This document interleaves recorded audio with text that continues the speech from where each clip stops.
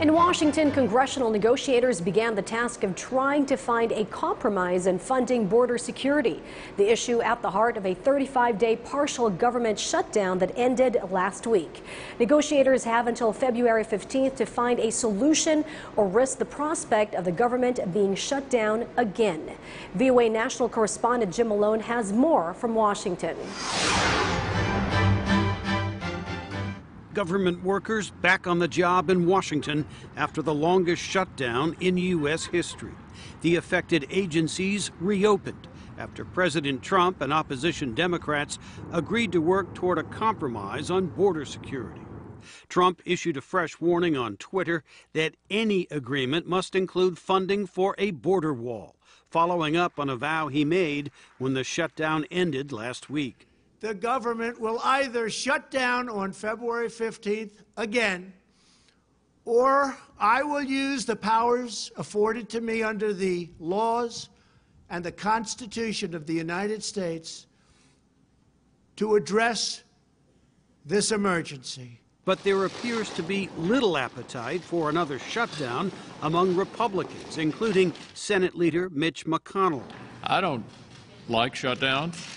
I don't think they work for anybody, and I hope they'll be avoided.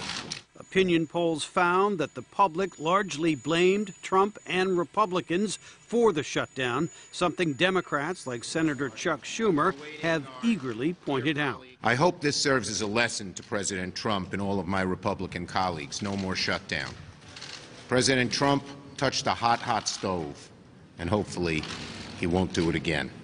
Several polls show the president's approval rating dipped below the 40% range as the shutdown dragged on, suggesting possible long-term damage for Trump. Brookings analyst Elaine Kmart. It looks like we've hit a turning point of sorts. The president severely misjudged the effects of the shutdown on ordinary people. Nobody in that White House really truly understood how important federal government functioning was to the whole American economy. So we're going to do it, and we're doing well. Some Trump supporters hope the president learned a lesson from the shutdown impasse, and they expect him to rebound, including former Governor Chris Christie. He's fearless. I mean, he's fearless in a way that I've seen few people in politics be fearless. And so those are all good points. But when you act on impulse and you don't have a plan sometimes, as I think what happened with the shutdown, it doesn't end well. Given the shutdown's unpopularity, many Trump supporters expect the president to declare a border emergency to build the wall if Congress fails to find a compromise. The campaign promise of a wall is just too important, says analyst John Fortier. It was a slogan on the campaign trail.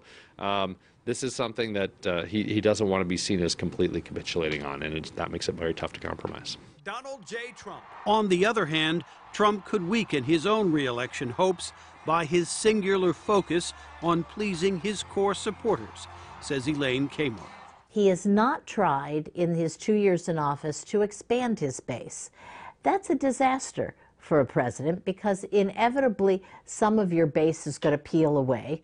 Mr. Speaker!